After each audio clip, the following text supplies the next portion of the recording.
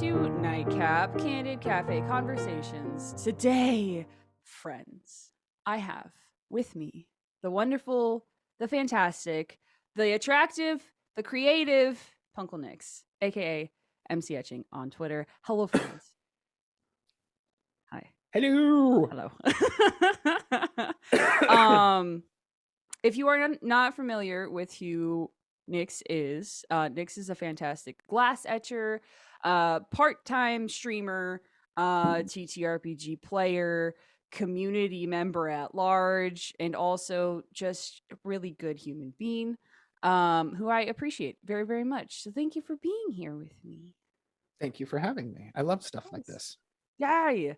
I feel like there we've had the conflict of schedules for like 1,000 years, because Hmm. I feel like we've been meaning to have just like a little sit down time to chat about stuff for like a long time, Hmm. and it's just never it's just never lined up until now.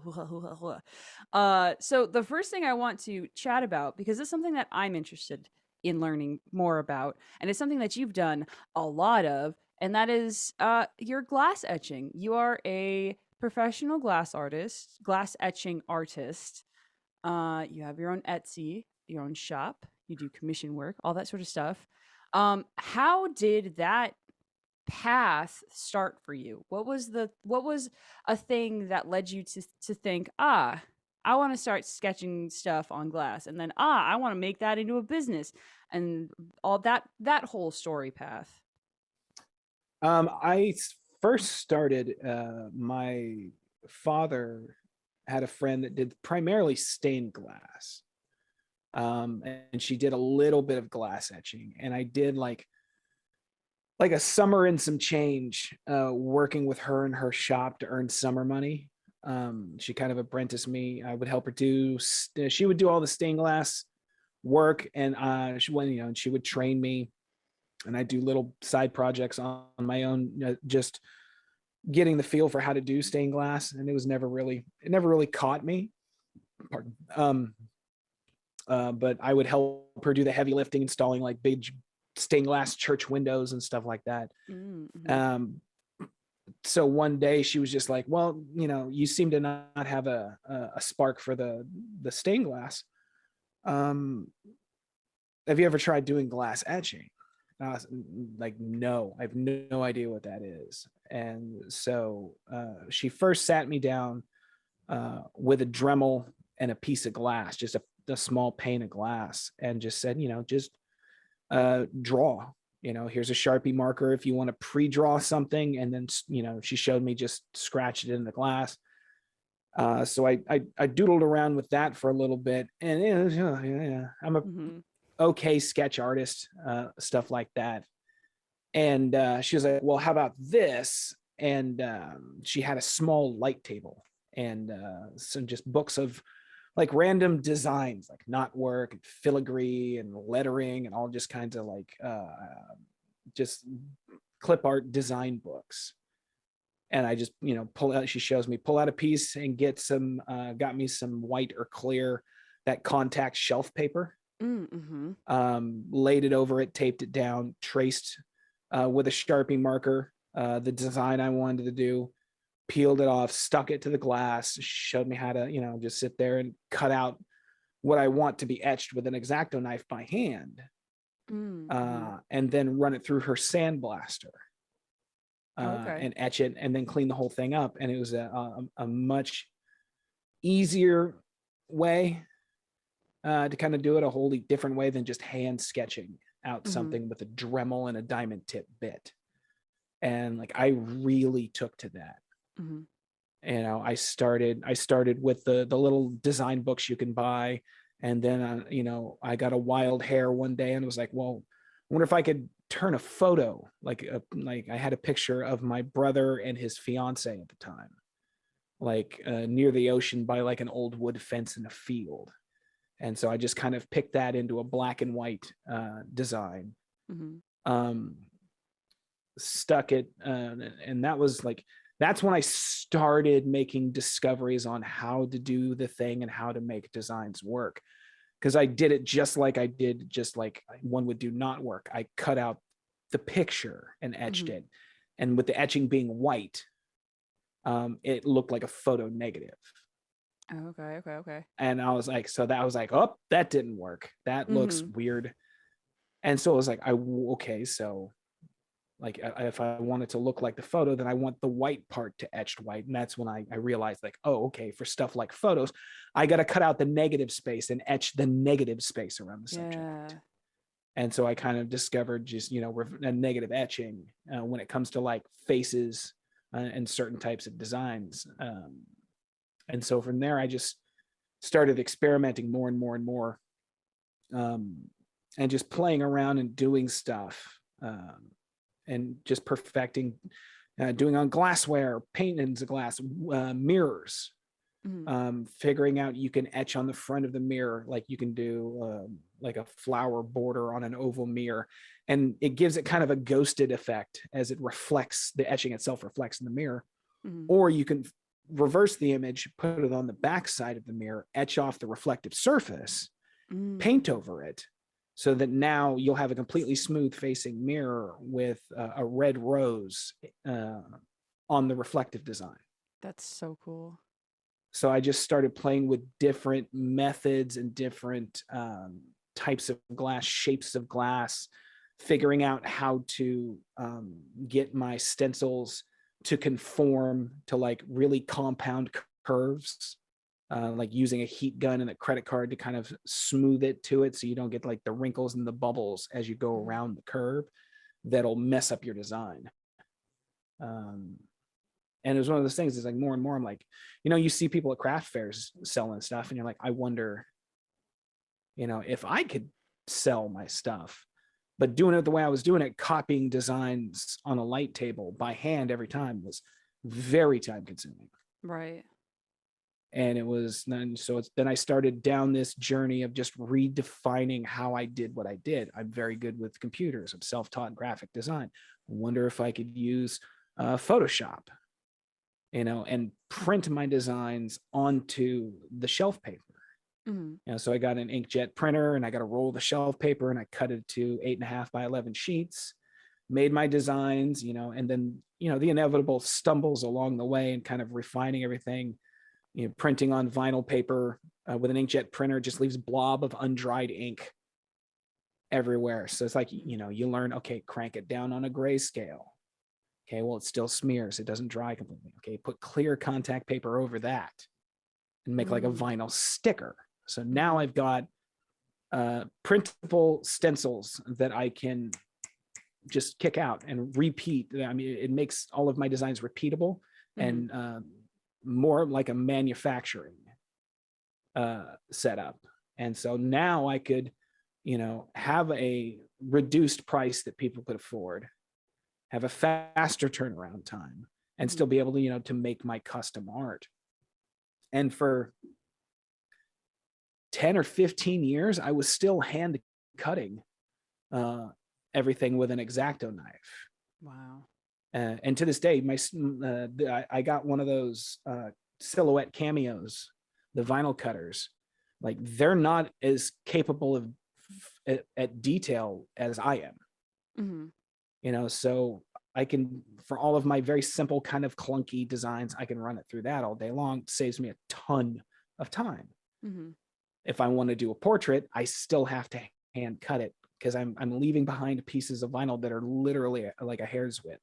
And that thing will just mangle it. Right. Yeah.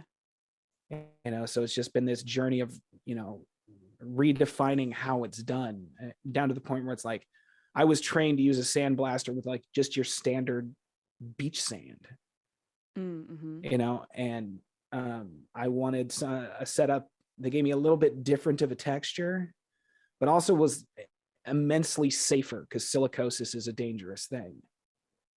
So working unprotected with not just the glass particles from the etching, but the silicate particles from the sand. And silicosis is a big problem in like the etching, when the glass industry. So I'm, little things like moving from sand to aluminum oxide, and a much more hardcore respirator really has, just upping the PPE game so that I, keep myself safe, so I can continue to do this longer. Yeah. Yeah. And I guess that kind of answered my second question of how long you've been doing it, because it's been like a while. See, I'm 42 now. Since I was 15. That's a long time. Yeah, That's a since I was wonderfully long 15, time. I've been doing this in one form or another, and switching back and forth between playing with other mediums too, like etching on metal, etching on acrylics, etching into rock and stuff like that. Just, like, there's a ton of different things you can play with in this Yeah. medium. Like, when I found out I could etch on metal, it's not as good as getting like a nice laser engraver on a metal, but it's Mhm. definitely got an interesting texture to it when you like sandblast metal. Yeah. Yeah. I haven't seen anything sandblasted on metal yet, but I imagine that it would essentially make it look aged and weathered, as opposed to like that, perfectly precise. Nah, uh let me see if it translates. okay, yeah, yeah, yeah. See, that's really cool though.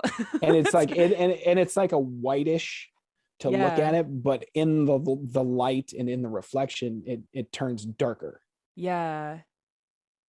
That's really cool. I forgot that you made those like travel mug things.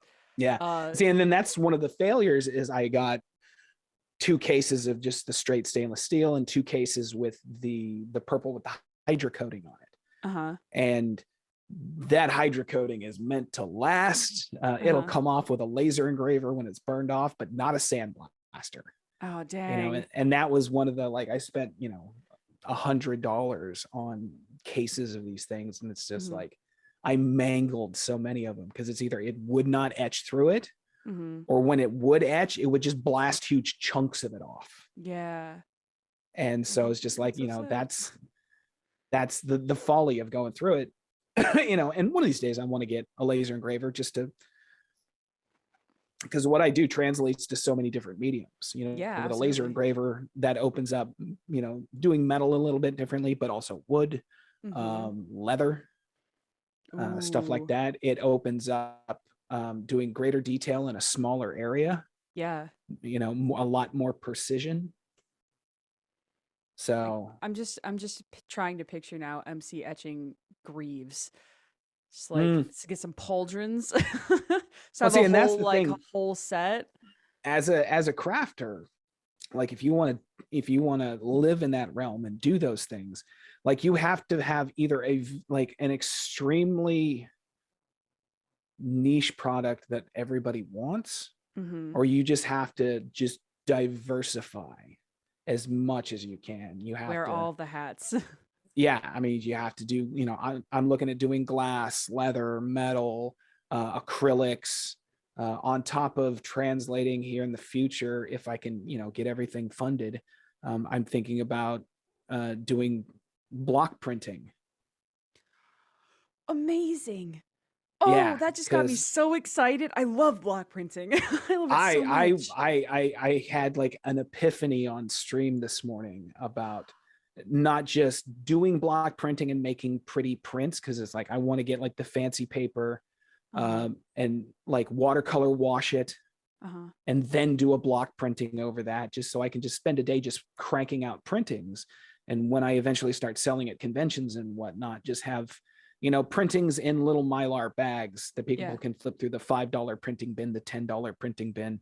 Um, but also the idea of, because I was thinking about this today on stream, had the epiphany of um, block printed like TTRPG fantasy world maps, um, and how I would, what would be the best way to do that would, it wouldn't be to make one gigantic block. It Right. would be to make the elements of it. Yeah. But then I was just like, you could just make those and sell the blocks to people Mhm. to make their own maps for their own stuff. So not only could I make maps and sell them myself. But like if somebody wanted to, have a reusable resource Mm-hmm. for making their own TTRPG maps for their own campaigns and their own home games, or like wargaming of any kind, just have just a box full of elements where they can, like, I just need some islands or a continent, where this is a desert, so just both making the maps to sell, but also the stuff to make the maps for Mm-hmm. people that want to do that. Yeah. I That's fantastic. Like it I really resonate with the creator having to make 1,000 things so that 100 people can have something. Mm-hmm. Cuz like if it as a creator in whatever field, like it could be entertainment or it could be like a more crafting, creative outlet. Um it's it's challenging to find uh it's challenging to find something that everyone's going to resonate with. And so instead of doing like a focus, like, pew, you have to do a scatter shot until you find what sticks. Yeah, well, it's like you're always looking for the next thing to add to your repertoire, while also hoping that that next thing is your pet rock, Yes. your silly little thing that just launches 1,000 units. Yep. Yep. Because I've had micro success in that area, because like I do the TTRPG class classes, Mm-hmm. and like those caught on like wildfire, enough for me to pay the bills, and then they Mm-hmm. kind of trickled away, and then I came up with the class classes, but a different design, and they're Scotch classes, and those whoop took off, and then they died away, because so everything is very cyclical. Mm-hmm. And then I started doing the glass stones, the pretty stones with bad words, Mm-hmm. and those blew up for a hot second, and then These ones. This one and doesn't have then bad words, but and then they wear off. So everything is cyclical. mm-hmm. Such is the nature of the human existence. Mm-hmm. And you can either come up with a new product, or move your product to a place where people have never seen it before. Mm-hmm. You Or know, both. so Usually it's yeah, both. yeah. And so just trying to diversify as much as possible. That's why I'm trying to get into. I've always wanted to do glass blowing. Um, Ooh. um, Whenever I would take trips to the Fort Bragg area here in California, there's always a glass blower down there. They would sit and make little figurines and whatnot. We use the borosilicate rods to make pendants and little glass mushrooms and all of that. And it's just absolutely fascinating to watch Mm-hmm. this blob of glass, and then just add. Oh, it's a unicorn. Mm-hmm. Okay, there it is. And I'm wanting to get into that. I'm raising money right now to get an entry level advanced torch to be able to do it. Okay. Because I just had this idea of, and and this is just the maker brain. Mm-hmm. You're doing something and it just goes, glass knives would be cool. Glass And knives you're would just be like, so cool. yes, but also that's random, That would be you know? so cool. Yeah. And it was just like, I had that thought of one like very fancy, artistic, highly detailed glass daggers that were wall hanging pieces. Mm-hmm. Even if you could do them like a 3D piece of old school tattoo flash, just have like a cartoony looking glass dagger with like a rose wrapped around it, something like that. Mm-hmm. But also more practical pieces. I had the idea of like, I want to, for the LARPing scene, I want to make glass dagger hip flasks. So it Mm. looks like you just have like a dagger in a holster for your LARP outfit, but it actually, is just keep the handle as is, and Mm-hmm. flatten the body out and draw it into a blade shape, but keep the hollow as much as you can. It's going to be a little thicker, Right. than a blade. And then you should be able to just have like, I don't know, at least, A sip or two. Yeah. yeah, 10 ounces easy Yeah. of a liquid in there. And then just, if I can start doing the leather work stuff. And here's where like everything starts to cross pollinate in the Yeah. shop. It's like, okay, I've made the glass dagger or the hip flask dagger. Now I got to make the custom scabbard for it. Yep. Or, just make the frog. And then boom, it's like an entire piece. If I get the laser engraver, I can do some fancy design work on the scabbard itself. Mm-hmm.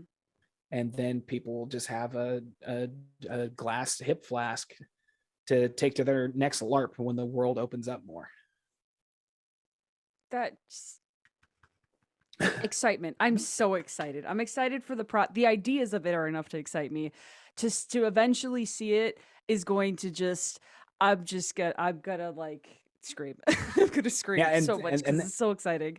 and that's a thing, like with a lot of this is, especially with like the move out to Wisconsin and whatnot. Wherever I build craft spaces, I also like to build teaching spaces. Mm.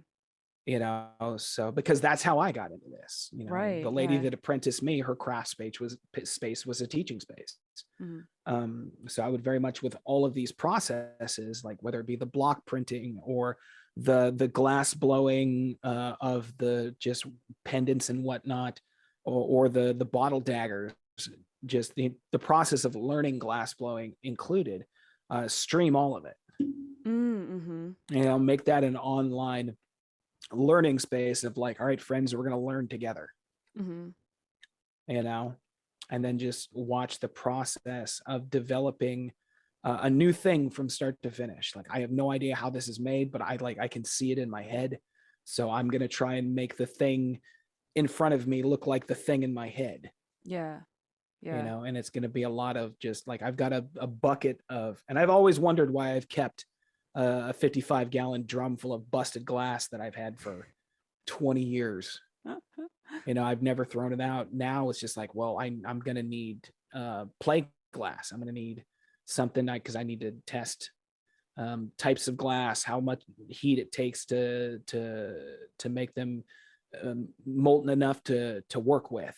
And then just glass that I don't care if it gets wasted in the process of, like, what happens if I grab it with these pliers and pull? What happens if I tug on it like this? What happens if I just tap it on the desk on a flat angle? So it's going to be a lot of streaming, just me playing. That transitions into streaming itself, because, like, speaking of diversifying everything, you started streaming just over a year ago, wasn't it?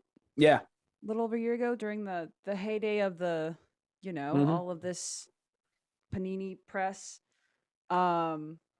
Just like chatting. It just started as just like a sit down and chat sort of stream, right? Which Well, is basically the what it first still couple is, but... test streams were me trying desperately to do an art stream, but the way I glass etch, cutting stuff by hand, it's very me It's working like right here. Yep. So it's, chat can't see me, I can't see chat. It's a lot of this. Hello.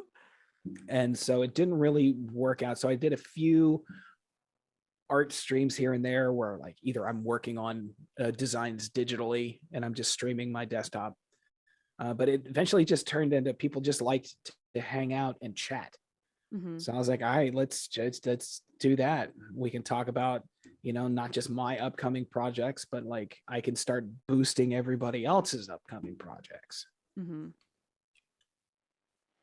you've done a little bit of game stuff, but mostly it's been talking through, like, your life, your processes, creative or otherwise, with like a little bit of music sprinkled here and there, because you have the music in you.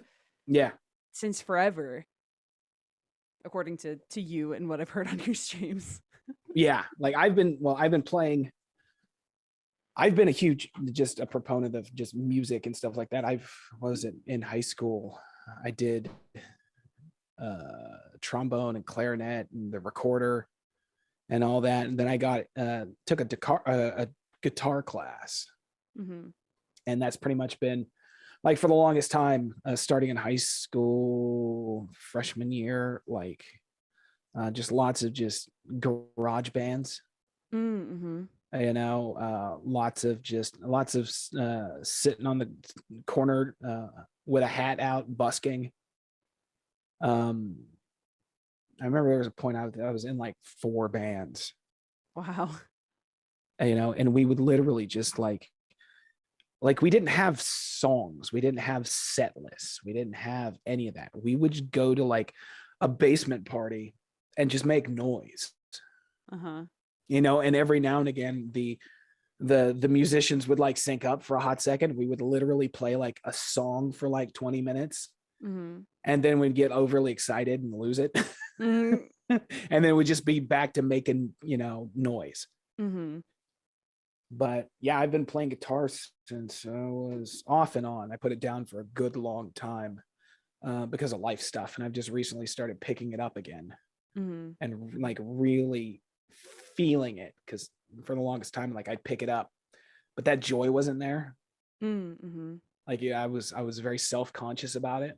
Yeah. So I just kind of didn't.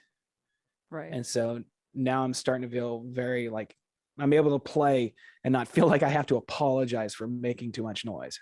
Yes. Yeah, that's a lesson that I think we teach ourselves, because I have a, not quite related to music, but for a long time, like, I can resonate with that. I told myself that I couldn't do, or I shouldn't do X, Y, or Z because it's going to, like, nobody wants to hear that. So, like, for me, I grew up, my parents were both singers, not professionally, but they both have fantastic singing ability. My mom has played the piano for like 40 years. And my dad played various instruments as well. So it was natural that me and my siblings were like taught music, because it just happened to, it was just in our house all the time.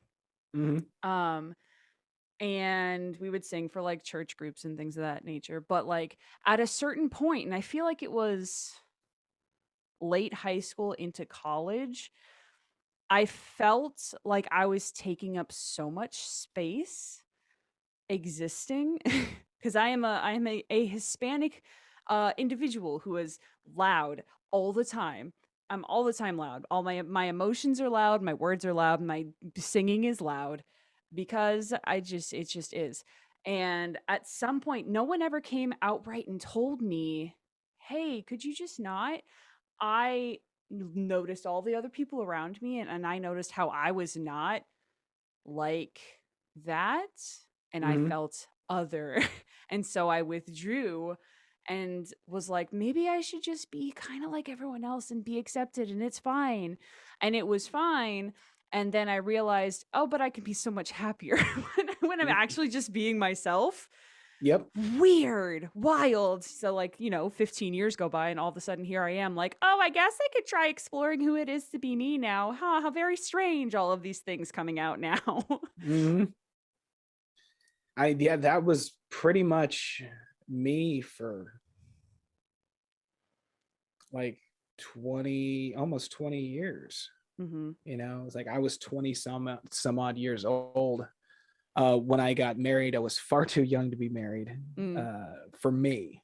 And it was very much um I was, it's very much instilled in you, and it was, pushed upon by family, and all of this. It's like I got married, and all of a sudden I had 5 stepkids.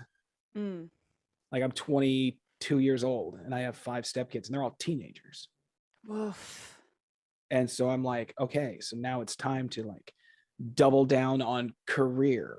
You Right. have to be like Grow adult, up. adult, adult, Yeah. adult. Lord love a duck, was I miserable. Yeah. Being an adult isn't giving up the things that you love. Being an adult is learning how to, weave a little bit of responsibility in between the things that you love. Yeah, exactly. Enough Yeah. responsibility to get you food and enough to pay the rent or Mm-hmm. or whatever it is. And it's just like I stopped, and a little bit of as I was made to feel like I should stop being who I was. Mm-hmm. Because it was like when I first when I first met my ex-wife, like, like I had leopard print hair, a giant nose ring, Mhm. You covered were in punk. You were tattoos. punk of, Yeah, like, the PunkleNix that I know now. yeah. And it's just like I got rid of all that and I was miserable, Mm. and then years and years and years down the road, uh, like I just decided, I was like, this isn't working out for me. Mhm. Like it's just not. I don't fit into this corporate world. I don't fit into any of this. Like I'm gonna try just being me again for a while Mhm. and see how that works out. And it's like I got to rooster comb hair and dyed it. First I dyed it blue and then red, and that just made me look like Roger Klotz. That was a bad move.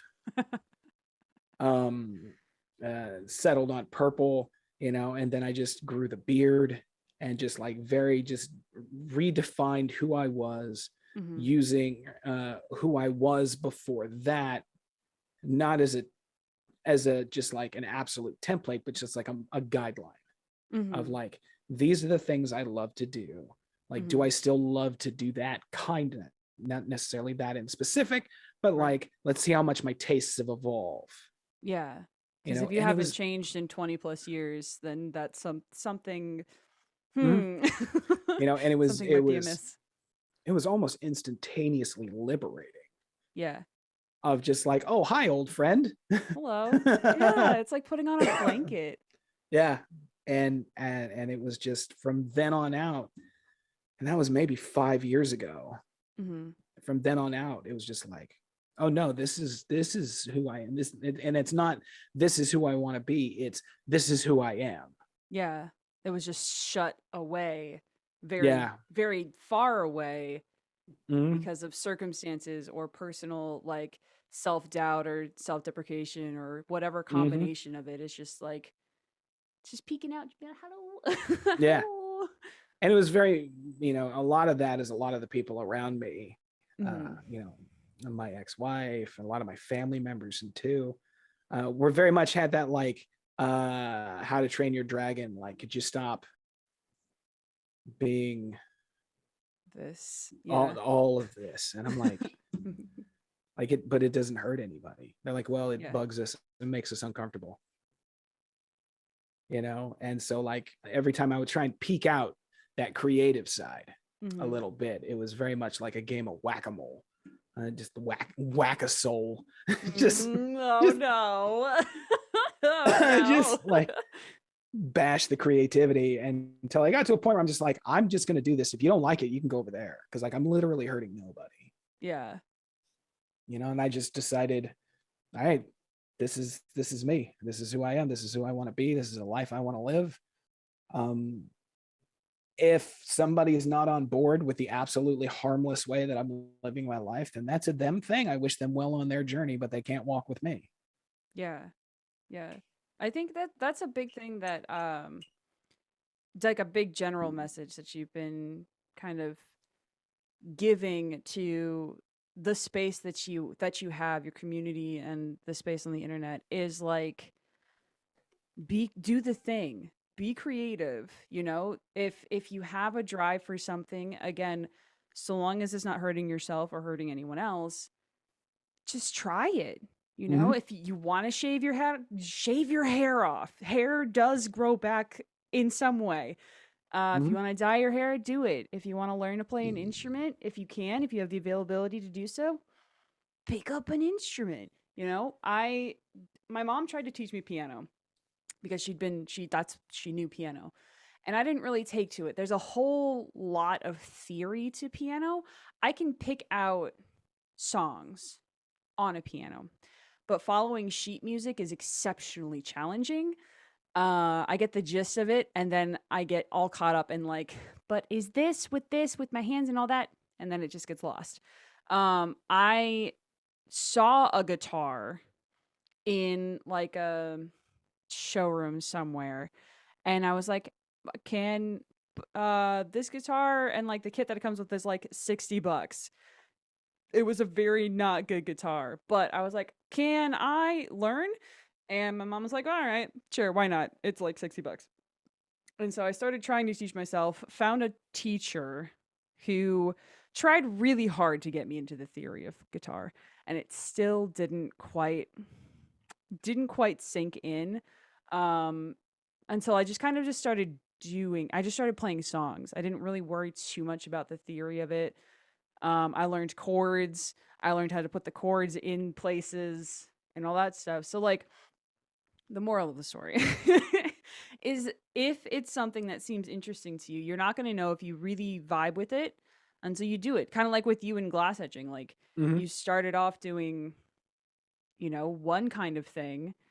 It didn't vibe with you. You started doing something else, shifted slightly, and then bam, there you are. Hmm. Like 30 plus ish years later, still doing it. Hmm. And that's the thing that's funny too with my guitar playing.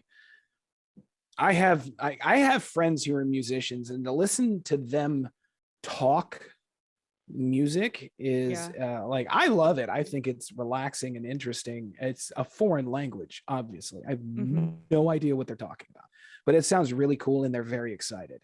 Yes. And it's just like, I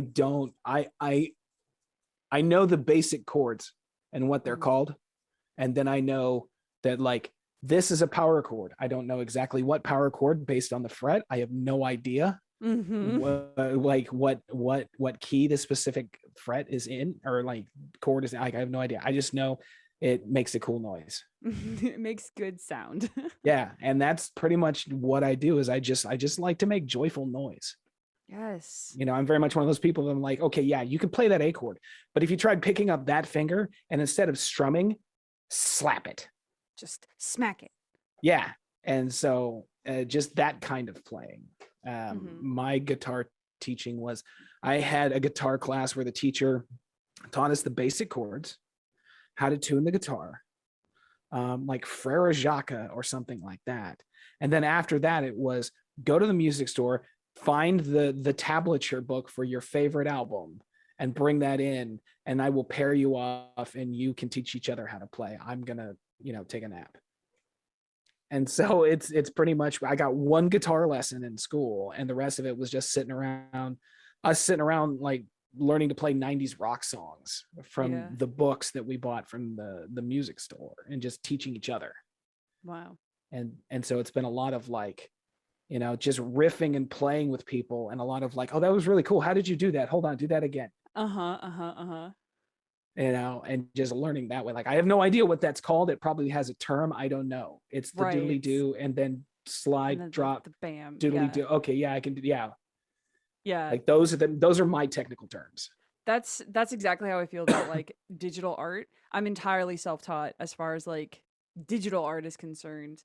Um and there's so much about like the different programs that I use that I'm still learning, and I don't know how, like, I know how conceptually things are supposed to happen, but the actual terminology of it, I don't I don't Yeah. know. But it's just I draw the thing, and sometimes it looks good. And that's as far as I am concerned with it. If it turns out I good, then I did it right, right? mean, that's me when I started doing my designs digitally, was just me. At first, I poked around with Photoshop, Mhm. and but they started, doing what they do best. Mhm. So I went to GIMP because it's free, Mhm. and just started. I don't understand color theory. Mhm. Like, I don't know any of that. I just know, ooh, that looks good. Oh no, that looks bad. Control Z. Mhm. That's my training in art. This good. That nope. Control Z. Delete, delete, delete. Try again. Mhm. Yes, no, no, yes, yes. That one, yes. Mhm. And that's, I mean, just that in and of itself is, if you jump into life following kind of that that literal thing. Yes, no, wait, no, back up, no. Yes, yes. And kind of just, it's the idea of just jumping in, just do it. Just Mhm. try it, you know? Whether you're doing something creative like art or music or something like that, if you're doing something less creative, maybe you do want to go down like a corporate kind Mhm. of lifestyle. That's just try it. If the opportunity is there, jump in. Just jump in. If you jump in with 2 feet, the splash is either going to be anticlimactic or huge. So, like, Hmm. Why not That's do how it? I always tell people, for me, the beauty lies in the trying. Yeah. That initial moment of adrenaline of like, oh, I'm gonna do the thing, Yeah. you Yeah. know? I got my first tattoo I've had planned for years. I got it on my chest, and it's a D20 in a heartbeat line with the saving throws in the middle of it, the Hmm. three empty and then three filled, with Hmm. the concept being um the greater concept being like TTRPGs are kind of like a creative outlet for me. They're in my blood. They're here now to stay. But I've always been the person to be afraid to just do something, whether it's something like professional, like applying for a job, or something like putting my name out there, promoting things, starting new projects, anything like that. I've always been afraid to fail, so I never start it. I always think, oh, this isn't going to do anything, or why am I doing this? I'm not good enough to do this. And so I'd never start it. Um, and then it hit me one day that, much like in um, D&D, you have your death saving throws. You have three successes, three chances of success, and three chances of failure, but nothing happens until you roll a die. And it's the same concept, for me at least, in life. There is always going to be chances for success and chances for failure, but nothing happens until you just jump forward and do something. And it's that same idea of like the beauty is in the process, the stepping, the going. Whatever happens after that is going to happen, but like Hmm. getting that start, getting that push to just do it regardless or in spite of your fears is terrifying and liberating at the exact Oh same yeah. time. Like that's for me is like, and it may be a function of hyperfixation and ADHD, but it's just like that initial rush of doing the thing, and then it tapers off when you finally do it. Mhm. And then it becomes more of a not as intense of a fixation, Mhm. but it's just like a lot, like for the longest time, like you convince yourself that you can't do a thing, you're incapable of doing the thing, and it's Mhm. just like you don't know that. Yeah, exactly right. Yeah. Yes, if it's something that requires training or discipline or anything like that, like no, you're everybody's going to be bad their first go. Like why would we be any different? Mhm. Mhm. To Mhm. keep that in mind of like I'm going to do it, and the first one's going to be awful. Yeah. But then I'm going to do it again, and the second one is going to be less awful or awful in a different direction. Mhm. And so you just steel yourself to be like, all right, just like the first season of any TV show, it's going to be hot garbage until I kind of figure out my footing. Yeah. What matters is this process enjoyable to me?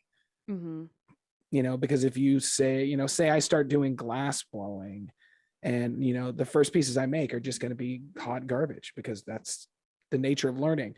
But if it's also I detest the actual doing of it, then that's your signal. Just be like, maybe not. Right. If Right. you just start, and I mean, and it's okay to try, and even if you try and succeed monumentally, it's still okay to go, this didn't have the hit that I thought it would. Mhm. It's not really my thing. It was interesting, but it's not. It's okay to just be like, I tried and it's not my thing. Mhm. Whether or not you failed. Yeah.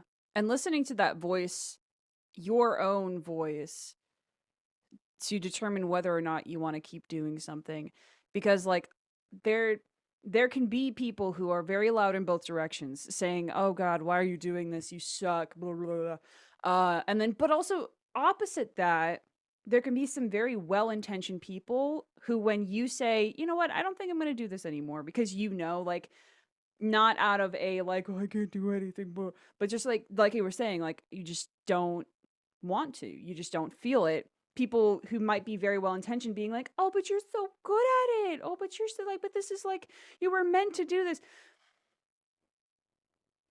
very well-intentioned people, I appreciate you. However, Yeah. however, you have to be at least a little bit secure in your own decision. And even to the well-intentioned people, kind of like blocking them out to be like, now this is the path that I choose. This is what I want to do. Have that tiny bit of selfishness for you and what you want. That way you can better do things that perhaps help others in whatever capacity or anything like Hmm. that. Yeah, because it's like a lot of people have a hard time understanding, especially if you're perceived to be good at it. Mm-hmm. A lot of people have a hard time understanding why somebody would just stop doing something, like, Yeah. because it doesn't bring me joy. Yeah. So now I'm either going back to the thing that I know brings me joy, or I'm going forward and looking for something else, but Yeah. I'm not continuing to do something that's, because then it's just work. Right. Like, we already have a place where we go and do the thing that we're probably good at, but we have no joy for it. That's Right. called our job. Calls we job. Right. we don't want to do that at home too. Yeah. Yeah. And sometimes people are fortunate enough that their job is a place where they can like Hmm. find exceptional fulfillment, and that I am mildly envious of people who have found that place. Hmm. Because I know it's not a common thing these days. A lot of jobs are jobs that are like pretty much automated. You either do the retail grind or the warehouse grind. If you're fortunate enough to get into like a corporate position, it's still a corporate grind. Hmm. And there's not a lot of okay, I say there's not a lot of opportunity where I am, at least in my sphere that I can see and touch, for what I would consider to be a fulfilling long-term career job. There's Hmm. like the little jobs. You can get commissions, you can get like little tiny stuff, but like a settle into long-term, see it out for a really long haul kind of job. Hmm. There's not really a lot of those these days. Yeah, and it's like, well, it's like for me, like, all I have is a high school diploma. Mm, So it's like I tripled down on doing this stuff in this space because, like, I'm 42 years old. I don't want to. I have pushed, pulled, flipped, drug, stacked, and lifted enough. mhm. I'm Yeah. tired. I've had physical production jobs I've never had a desk job, Mhm. not once. I'm either driving power equipment, or I'm shoveling things. And so it's just like, you get to a point where you're just like, this has no joy for me anymore. I like, at 20, sure, I liked doing donuts in the parking lot on a forklift when the boss wasn't looking. Now I'm just tired, Mhm. and I would much rather just putter around my workshop and make things that bring me joy and bring other people joy as well. Yeah. Speaking of making things, what would you say other things you made, regardless of when it was, what medium it was, or anything like that? What's one of your favorite things that you've made, and what's one of the oddest things that you've had to create or create on? They can be the same Mm, thing or not. some of my favorite things that I've gotten to do. Two of those jump into mind. Tess Fowler, the artist. Mhm. Um, she is when she first started doing. Her and B. Dave Walters were doing the comic A Darkened Wish, Mhm. and she tweeted one of the panels that she drew of one of the characters, and it was just a headshot, very simple panel. And she just, the body of the text just said, "My good sweet son." And she had recently talked about how she had just discovered Scotch. Mm. And so I was like, you know what? I can etch that panel and that, "My good sweet son," onto a Scotch glass. One, because it's fun and I want to see if I can do Tess Fowler's art. Two, when I'm done, I'll send her a picture and see if she wants it. So I did it, and I sent her the picture, and she was so just gobstruck and overjoyed that she commissioned 2 mugs from me with more artwork. Yay.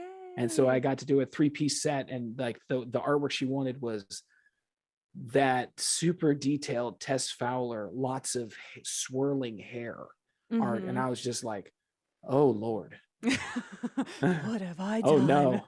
I'm like, I'm gonna have to do this by hand. Yeah. And this is gonna take a hot minute. But I did it. And it's like some of the best work I've ever done. I don't know about, I would say the other greatest one was I used to do character pints with I used to do sets with portraits of the characters from Firefly. And I would do a whole set, one of every character, plus the ship. And somebody ordered, you can order individually or like a 4-pack or the full set. And somebody ordered a 4-pack, of Wash, Hoban Washburn, Alan Tudyk. And I was like, sweet. And then it come to find out, they were like, hey, these are for Alan Tudyk, just by the way. And if you want, I'll see if I can get you a picture. And so I have a picture of Wash holding a wash glass that I etched. God. Amazing. Yeah, that was a trip. That was a trip. That's so cool.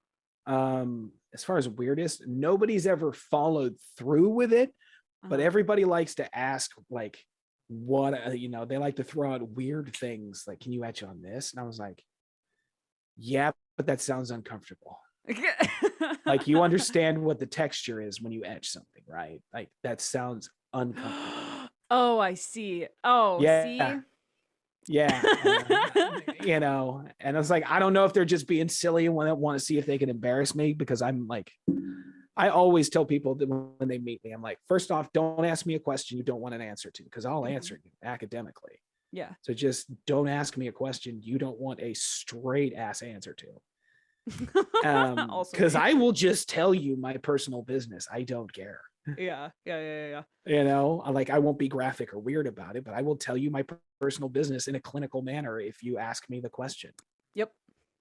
And so, like, I've always had people strolling into people always want to know if, like, the less weird part, but still odd for me because it's not my bailiwick, is like people who want just like me to etch their like super complicated glass pipes and bongs and stuff. And I'm like, I guess, but like, you're going to have to ship it to me. And you said it's 3 feet long. That's going to be pricey. And then the other end of the okay spectrum is like adult playtime devices. And you're like, I don't think you want me to do that. I mean, maybe like just on one end for grip. Yeah. And I'm just like, and nobody's ever followed through. And I don't know if I'm like disappointed or grateful. Like, I'm partially curious, but not really. Not enough to push and be like, hey, are you going to order that thing? When the time comes that you get an actual follow through, I sure do hope you let me know. I'd be so curious. Not like the person's like that's all secret safe. Yeah. But like, I just want to know why, not why, but what's and how. I'm like, you understand that adds a texture, right? And it feels like it would be an unpleasant sensation. But like, I'm not here to kink shame. Sometimes you know what? To each their own, I suppose. If they follow through with it, then to each their own. If you want to pay the tab, The consequences are your own. Yep. You just have to sign a legal Yeah, disclaimer. just like um pay up front and just mhm. make sure the base is flared, The and we're base good. is flared. Put a handle on that. Oh, yikes. How wonderful. How wonderfully yikes. Yeah, and the first one of those, I was very much like, I don't know how to react. And after a while, you're just like, sure. Yeah. And then they stop emailing because they're like, oh, he's not embarrassed. Mm. I'm like, I don't care. Well, yeah, I imagine that the first one was a little jarring considering Yeah. the majority of things, if not all of the things you do, are like glassware, like Mhm. like cups and the related paraphernalia, Yeah. not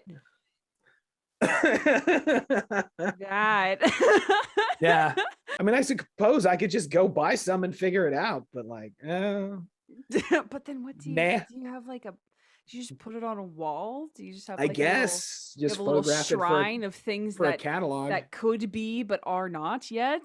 Yeah. Like a catalog, gee. Oh, just imagine going like rolling up to a convention with a your little woodblock prints and your little like tokens and stuff that's like physically there, and then you just have the book, Yeah. and in the book are other things you can commission for a later time, and it is just all sorts of things. I'm like, these are for my private collection, but you can have one commissioned for yourself if you would like to. Yeah. This topic does bring up an interesting thing that you have recently made like soup. I say recently, but you like another friend of ours, Cedar Forge, have an OnlyFans that you've just made like not free, but like open Yeah. to Yeah. the whole internet space if they want it. I feel like you might have talked about this on stream before, but um what not prompted, but like what sort of thing led you to exploring OnlyFans as like either a financial medium or just like an explorative medium? It started as a big old joke. It literally did. Like everybody would ooh and ah, at me because I guess I look away. And, I was just like, oh, I should start a thing. Ha ha ha. Like I never, just that instant disclaimer of like, I guess I should start. I'm not going to start one, Mhm. And as a joke, I just had it as a channel point redemption on my Twitch stream for like It was an egregious amount of points. 350,000 channel points, some ungodly number. And people kept getting closer and closer and closer. And I'm literally just like, oh God, am I gonna have to make it? Like I'm not gonna have to make one. So I made one, and there was nothing on it for the longest time because Mhm. oh God, do I have like body issues? Like Mhm. I've had body issues my entire life. My weight has run the gambit, and I've been unhappy at all of them. Mhm. And so I'm like, oh God, is this gonna happen? Mhm. And it got to the point where it's just like, I was just like, you know what? It's gonna happen. Like Mhm. here we go. And it wasn't really a financial thing, although it kind of turned into a low key that. Mhm. It was, why not? Mhm.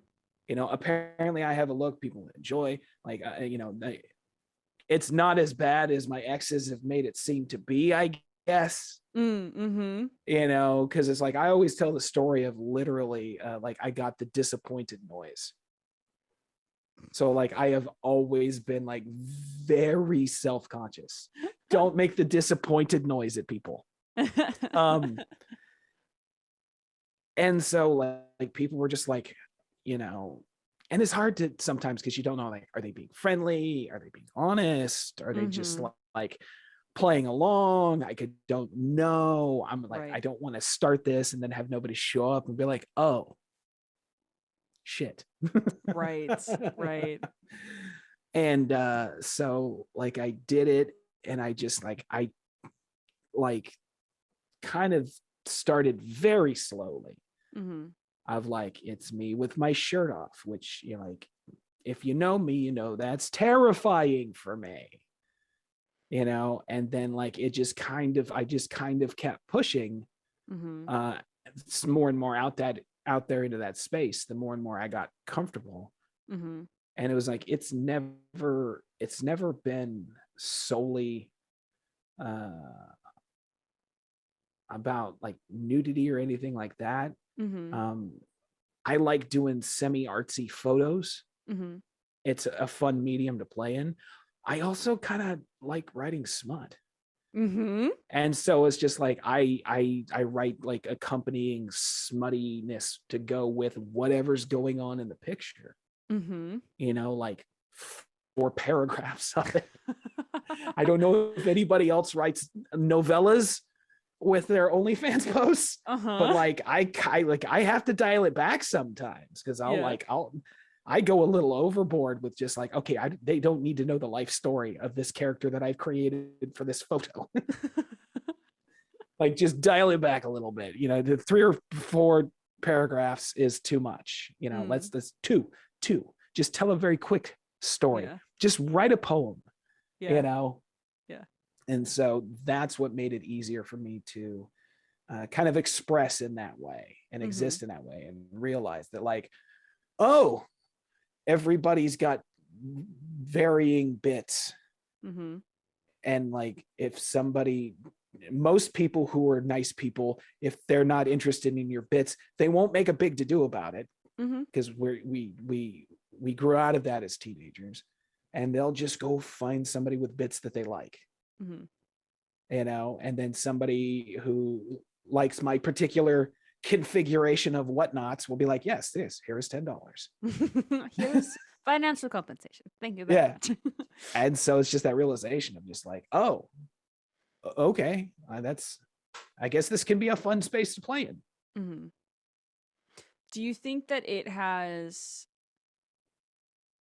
influenced positively or negatively or whatever in between the uh the love/hate relationship that you have about your own self and your own insecurities and things of that nature, specifically like physical insecurities? um in in the moment it's hard Mm-hmm. when you're doing the photo stuff. Well, no, when you're editing the photo stuff. When you're Mm-hmm. doing the photo stuff, you're just like, this is amazing, Mm-hmm. you know. And then you edit it and you're like, nope, nope, nope, nope, nope, delete, delete, delete, delete, delete, delete, delete, delete, delete, delete. And then you're just like, Mm-hmm. I took 112 pictures, I have 4 left. Mm-hmm. You know, that's the thing. I get, like, even just open on the Twitter stuff when I do slightly, you know, smoldery looks, everybody's like, you always take the best pictures. I'm like, you didn't see the 200 photos I just deleted. Yep. Yep.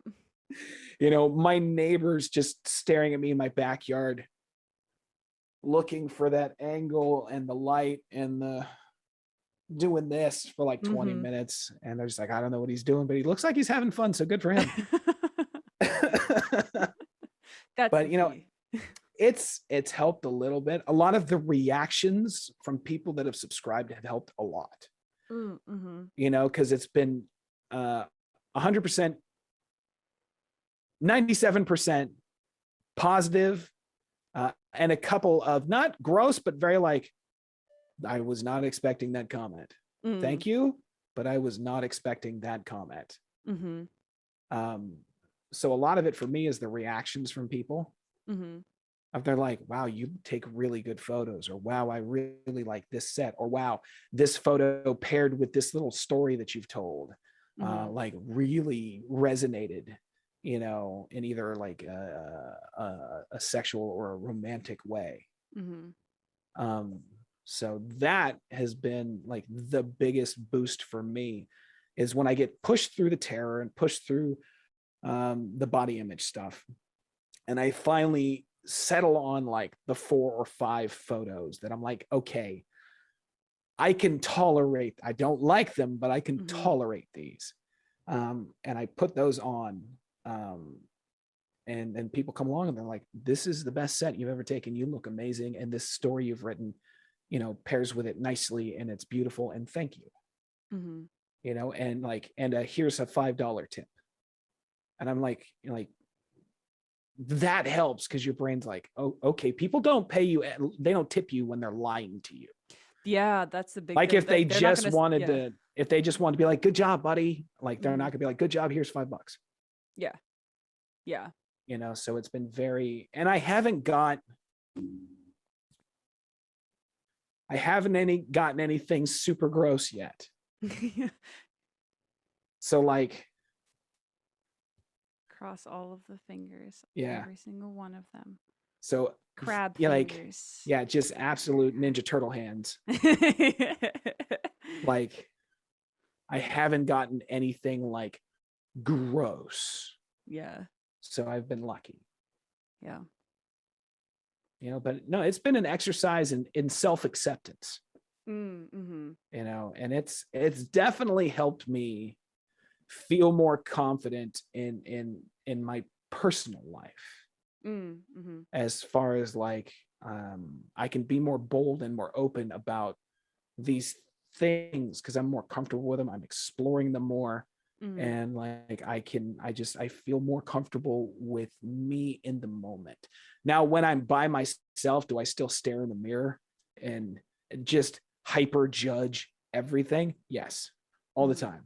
That will never go away. And I was that way when I was 350 pounds. I was that way when I was 145 pounds. That never goes away. You just learn to ignore that voice. Yeah. Yeah. That's definitely something that I resonate with because I've had body dysmorphic like issues since like high school. And it's something that like you have days where it's just nothing. There's nothing, you know? No thoughts, you don't even think about it. But then like you'll go to like do something, like you'll reach for something or you'll like pass by a mirror or a reflection or something at just the right angle and it just points out that like big target of like, hey, remember how much you don't like what meat sack you're in? You remember that time? And then it kind of spirals from there. Which is definitely harmful, but also harmful. It's not great. And yet I do it so often and I can only assume others who have similar feels also struggle with it. I've gotten to appreciate like different aspects of myself that like make it so that I can ignore the parts of myself I don't like and focus on like things like my face and my voice and like my eyes and like stuff like that I know one can't change or can't change easily at all. Uh and like it's stuff that I know people are going to see and probably fixate on more than the things that I don't like, which is like other things of my body. So it's is it a good way to deal with it? I probably but it's, it's not eating away at me as it was when I was in like late high school and early college. Because I don't have time or energy to devote to that anymore. I can't. I can't. A lot of, for me, I get kicks of it when like, because like, I package really well when it comes to like clothing and whatnot. And like I can see reflections of myself all day and I'm like, oh, I'm feeling away today, I'm looking pretty good. And then like go home, take the shirt off, and I'm like, oh, never mind. And it's like, for the longest time, it's that fear, especially when you're kind of a little bit pawed at and a little bit sexualized on Front Street, of everybody's like, ooh, ah, and you're like, oh God, if they saw me with my shirt off, like it would go from ew, ew, and Mm. it probably wouldn't. It's all in your head, but it's like you live with that terror of like, I can never have my shirt off in public Mm. because I look better with it on, and it's that pressure too from like the internet that's just like the constant, you look so pretty. I'm like, but I feel like a bus. So Yes. so Yep. can we please take a second to understand that, like, yes, I understand that like beauty is subjective and I have worth regardless. Right. But also today I feel like a bus. Yep. Yep. Yep. That's how there I was convinced at first. I had to be convinced to purchase a two-piece swimsuit way back in like early college years. Because I did not think it was possible to ever put my meat sack into a two-piece bathing suit. Um the suit I got was not great, but it made me realize that one, they do make two-piece suits that look nice on plus size bodies, which is cool. But also that I have this like dichotomy of what I like to wear. It's either frumpy large and comfy, or it's a two-piece swimsuit with like a halter top and like fishnet. And like you can see my tummy and my thick thighs, and there it is. And I don't there's like it's like a hype it's like a it's like a one side or the other for me, Mhm. and it's right there in the center where like most people are just like whatever casual every day, that I'm like, but I don't like it. But I don't Mhm. like it this way.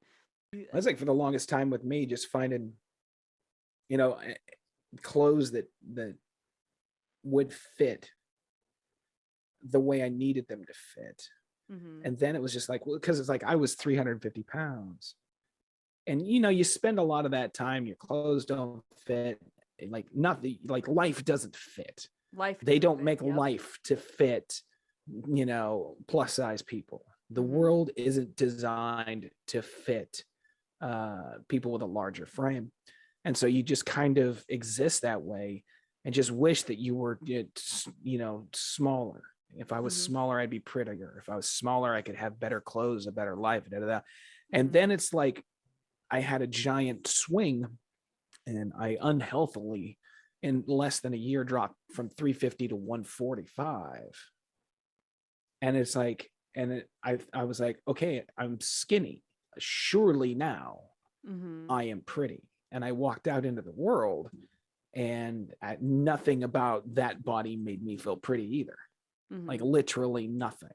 And I was like, oh, this is just a me thing then, like a me thing, Mhm. not an actual me thing. And so it's just been slowly working my way to a happy medium, Mhm. and then just learning to be like, do I have a six pack? No. Will I probably ever have one? Probably not. Is that okay? Yes. You know, it is what it is. I mean, like, I don't have the financial resources to get ripped at 20 at 42 years old. Mhm. I don't have the time to invest in the gym. You Mhm. know, do I watch what I eat and maintain an active lifestyle? Yes. All right. Good to go. Good for Mhm. you. That's enough. Yeah. You know, and also that's enough for me. Mhm. For someone else, it's completely different. Mhm. You know, but for me and my physiology and how I feel comfortable with my body, just monitoring what I eat and maintaining an active lifestyle, that's what keeps me feeling human the most, Mhm. and able to just kind of exist, you Mhm. know? Yeah. It's hard too, because if Because I think at my heaviest, it was in high school. I think it was like 285, and I'm like 5'10". So it was large, but I also had a large frame. Mhm. But I have always had the issue of seeing myself as literally taking up more space than I actually do. Um, and like you said, the world is not crafted to be kind at all to anyone who doesn't fit a specific, threshold of size. And so being, a high school femme presenting person trying to find a way to express myself via clothing or how I style myself or anything like that, and literally just having to settle with things that fit, period, was so disheartening. And it kind of like drove home that idea that I mentioned earlier of like I'm literally taking up too much space. And I literally don't fit it anywhere. I don't fit in anywhere because I didn't know any other like I didn't have any other plus size friends. I had no one who could like commiserate with what I'm feeling. My parents could to an extent, but they're also my parents. Like at the Mhm. time I was like, yeah, I know you obviously went through stuff. Obviously. Now in retrospect, I'm like, maybe I should have listened a little more. But um it wasn't until college where I met people who went through experiences that I did in slightly different ways because everybody's different and could commiserate with me, and we could work together if we wanted to change how, like, if they did things that they found successful, we could try things together. You could try things differently. At the very least, having someone around who has felt the same way about themselves as you have felt about yourself, it doesn't really fix, quote unquote, fix anything if you want to change things, but it made such a big difference to be able to talk to someone about, like, I went clothes shopping today and cried in the pants aisle because nothing fit.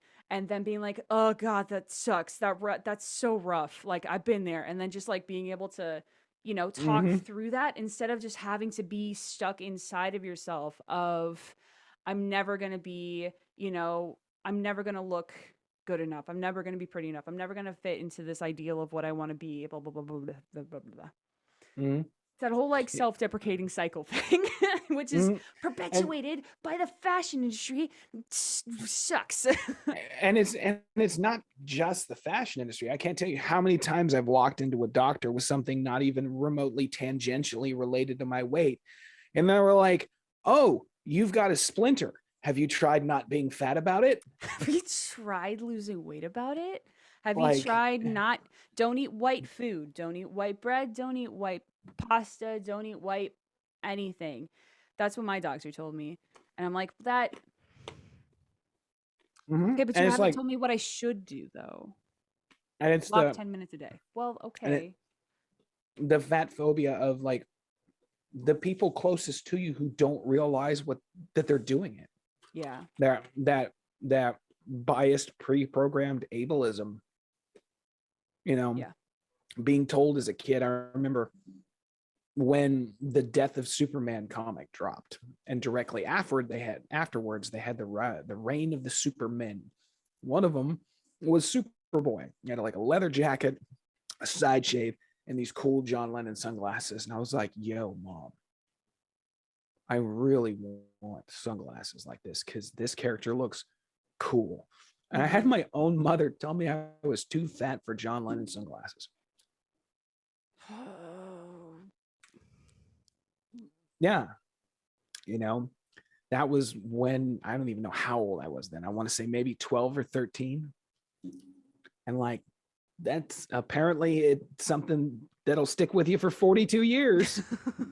Well, 30 if I was around 12ish. So stick with you for 30 years, kick around in the back of your head. And then just literally not even a year ago, about a year ago, you know, when I was talking about, just taking control of my life, living it how I want to live it, saying yes to the opportunities that are presented to me without fear or hesitation that I might fail.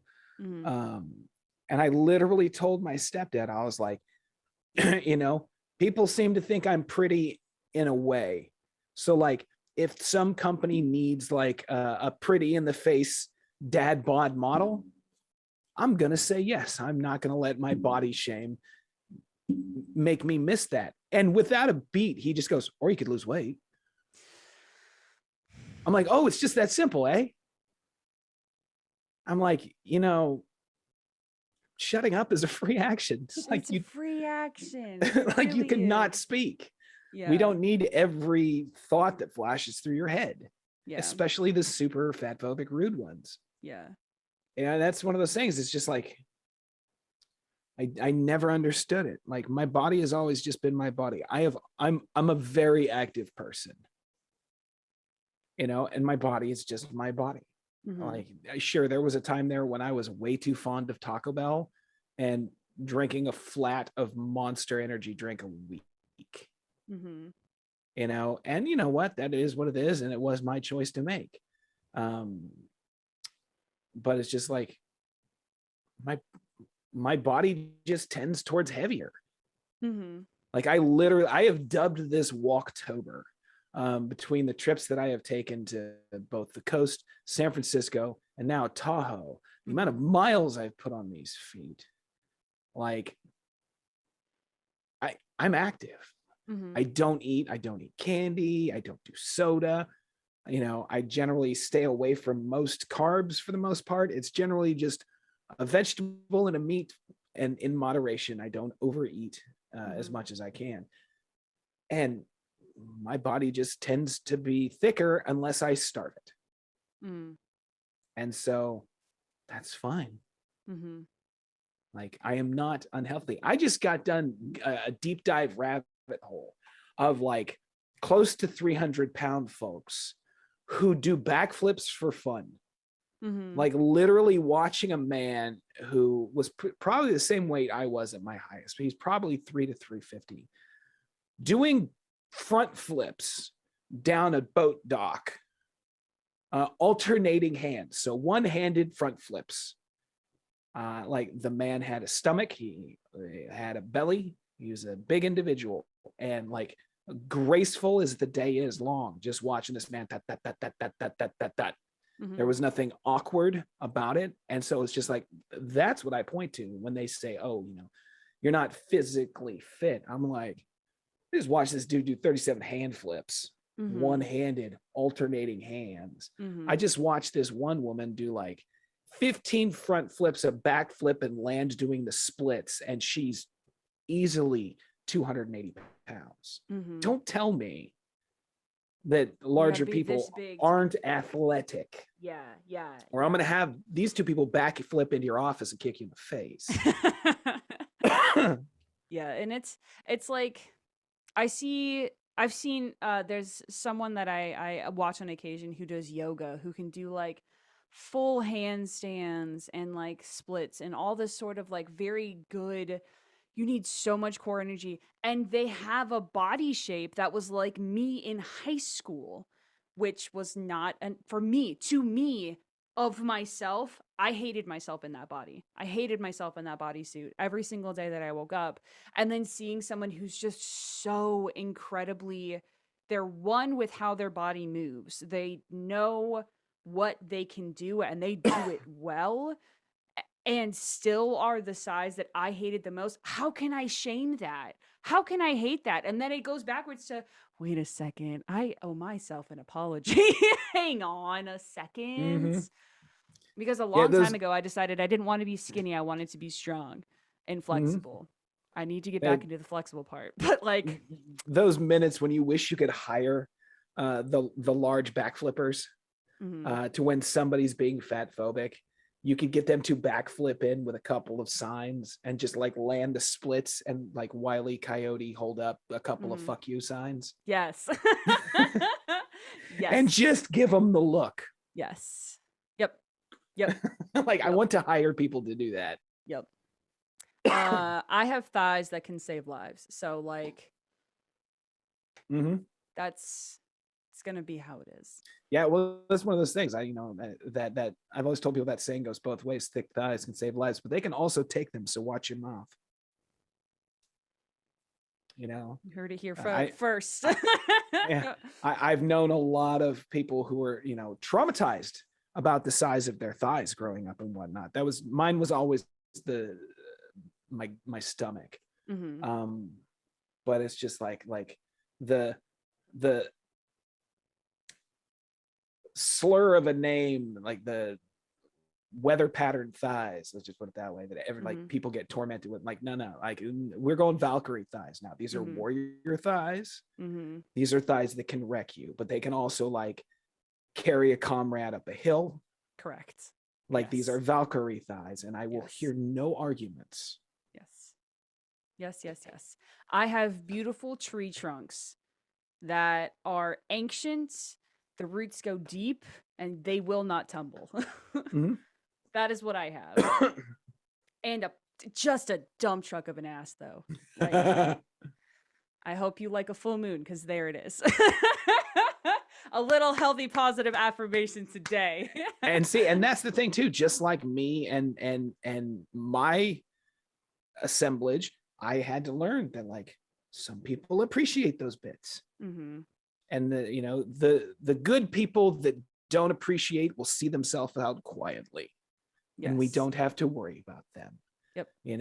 And then there are people that are just very much, no, you're beautiful, and that's 100% my jam. This is what I'm here for. You are the package that I very much have been looking for. Yeah. And so it's trying to remember that. Is very, very difficult, especially like, because when you meet people who say, I love you for you, and it's not just your body, but your personality, your everything. When we meet those people, they're having to compete with a stadium full of voices in our head. Yep.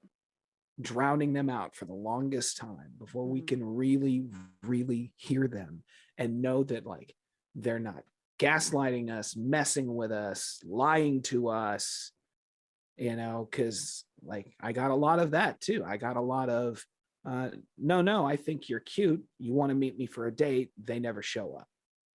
Ha ha, I fooled the fat kid.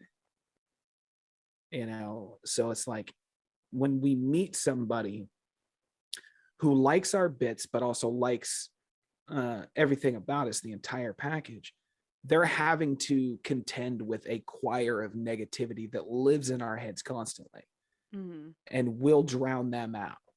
Yeah. And so it sucks getting through that. It really does, yeah. Because there's also, like, there's the us that wants to believe, we know, like, especially if it's someone that you've grown to know and understand, you've passed that, like, a little point of, like, all right, I know they're not just playing with me, right? This is something real. You're still having to fight to believe that they are still telling the truth. Like, I've been with my partner for almost 12 years. And, like, every once in a while, it's still that, like, are you sure? Like, are you sure? And that's not fair. That is so unfair to him and the time that he's like it's that it places I place so much guilt on myself in those moments, because, like, I think, oh, of course, they're supposed to say that because they're they've decided to stay with me. Or it's like the idea of um they're not lying, but the doubt is still in your head. And so you're basically calling them a liar, and that's it's so not fair. It's not fair to the other person. I've had to contend with that with myself so many times over the past decade. Yeah. And it's like those moments too of, like, you understand that people are people and people change. He may not Mm-hmm. be lying now. These people may not be lying now, but like, what if they wake up tomorrow And they changed their mind. and they change their mind? And Mm-hmm. there's no malice. It's just, I don't want this anymore. But it's like, you don't think that about the other 90 billion things uh, Yeah. in your life every day. Yeah. You You don't think know, about it about the other person to the extreme that I've put it upon myself that they obviously must be thinking this about me when like I've not obviously ever had those thoughts about them. So like why are they, Mhm. you know? And it's like the only time I have those kind of like, I wake up and those I don't love you in moments, but they have never been because of someone's physicality. It's always Yeah. because you've become actively abusive or Yeah. something like that. Like, I found out you're a meth dealer. That's different. Listen, folks, It's that's different. I've never woke up and said, I don't think I love you anymore, only specifically because I don't like your physicality anymore. Nothing has Mhm. changed Mhm. except for the fact that I don't like it anymore. Like, Yeah. I've never had that feeling, Right. but I've 100% had that feeling of like, oh, you've become a terrible person. I need to go. Yeah. It's time to go away. No more. Mm-hmm. No more. Well, I tell you what, you are not a terrible person. I have enjoyed getting to know you over the last year-ish time. It's been a year since I Mm-hmm. started lurking in your little stream space. But I'm so glad that I got to meet you. I'm so glad that we've gotten to become closer as friends. I'm very optimistic about where life is where you are taking life Mm-hmm. because you have taken it by the reins and you're going in a direction and it is exhilarating to watch you go and grow and blossom and it's just been so invigorating to be here on the sidelines like shouting at you to keep going um so I'm so happy that you took this time to chat with me about all of this stuff. You're a wonderful human being. Thank you. Mm. Thank you for having me. I love talking. Talking. That's why I got into these spaces, because I want to have conversations with people about their passions and their lives and their drives and where they've come from and where they want to go. Mm-hmm. Like, that's why I'm in these spaces. Mm-hmm. I want to meet other people and collaborate and talk and learn about them, and I want their backstory, Yeah. and I want to hear their dreams. Yeah. Well, I want your dreams to come true, and they are on their way. They're getting there. I ordered Um, them yesterday from Amazon. they'll get It's here in maybe by the next year, yeah. as things are going. Well, until your dreams arrive on your doorstep in 7 to 10 business days or the next 2 years, where can the wonderful people who have been watching this, listening to this, find you on the internet? What are you doing these days? I do most all of my active interneting on Twitter. It's at MC underscore etching. Um, I do my etching work out of Etsy, and that is etsy.com/shop/MC etching. Twitch, variety streamer, and I do a lot of charity stuff. Twitch.tv/PunkleNix. I guess if anybody wants the other site, you can search up Cuddle Punk, which is, like everybody says, is my brand. I love it. That's my brand. It's so good. Yay. Um, there's also something else happening this month Oh for yes, our I'm good terrible friend at Nix. promoting things. That's fine. I'm here to help you. We're doing Nixvember this month at the end of this month. I believe the 19th through the 21st, if my math is correct. It should be next weekend. Um, we are helping to raise money for our wonderful friend Nix here. Through various games and chill times. We're raising money to help Nix progress on the dream that he has, which is moving out of his current life situation and moving into something new and exciting. So if you can, there will be promos, I'm sure, everywhere by the time this goes out. But do consider supporting Nix in the things that he is doing. Support him in this charity drive that we're doing. You can support the GoFundMe right now. You can support it during the thing. Support afterwards. Don't just support when things are hard. You know. Thank you for having me on. Thank you for everybody who tuned in. Yeah. And, I just really grateful for all the spaces I get to interact with in on the internet. It's more than I ever thought. Wow, my voice is really doing a thing now. You're here. This is where you're um, at. but it's more than I ever thought I'd get to do. Mm. And I'm grateful for every nanosecond of it. Yay. Well, I'm always happy to have these kind of conversations with you. You're a delight. A true good bean. Thank you. You're welcome. For everyone else who's here, you can check out this here chat. It'll be up on YouTube in the next coming days. Tune in next week for another guest. And until we meet again, friends, enjoy your nightcap and have a great night.